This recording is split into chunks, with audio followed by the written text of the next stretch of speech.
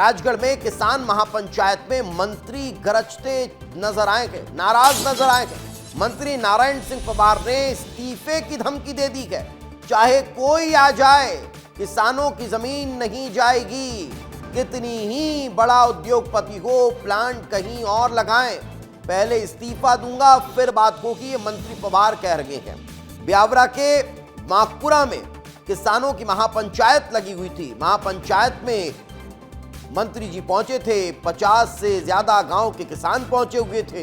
219 बीघा जमीन उद्योगपतियों को देने का विरोध यहां पर होता हुआ नजर आया। सालों से जमीन पर 50 गांव के किसान यहां रह रहे हैं। जमीन का सीमांकन कर उद्योगपतियों को देने की तैयारी है। प्रशासन ने सीमांकन शुरू करने की तैयारी कर ली है, लेकिन उससे पहले ही मंत्री जी की नाराजगी देखने को मिली है।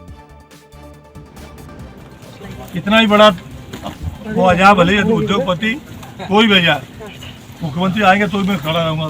पहले मेरा इस्तीफा लो फिर बात नहीं। किसी पेट की रोटी का सवाल है, कारखाना तो कहीं भी लग जाएगा, पेट कहाँ से भरेंगे। और इस वक्त हमारे सहयोगी मनीष हमारे साथ जुड़ चुके हैं। मनीष, सिर्फ 50 से ज्यादा गांव के किसानों के सामने अपना वट बताने के लिए ही माननीय ऐसा कह रहे हैं, या फिर उनकी समस्या को लेकर कुछ बात भी कर रहे हैं?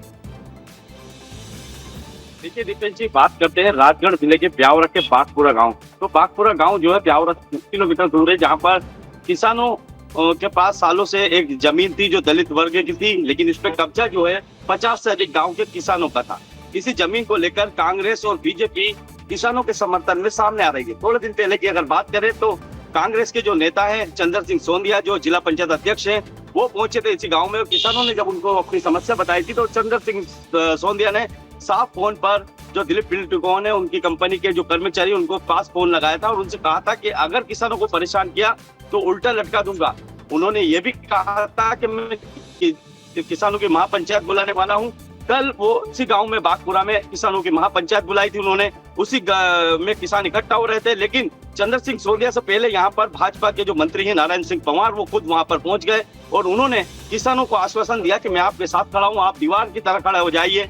अगर यहाँ कोई उद्योगपति भी आएगा तो उसको भी देख लेंगे। उसके बाद अगर कोई मुख्यमंत्री भी आया तो पहले मैं अपना इस्तीफा दूंगा, उसके बाद उनसे बात करूंगा।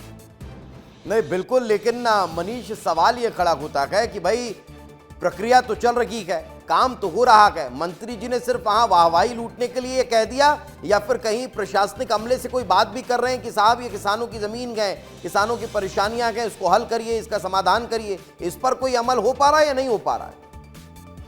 ठीक है, फिलहाल तो जो दोनों पार्टी के जो नेता हैं वो किसानों को ये जताने में जुटे हुए हैं कि हम आपके साथ हैं।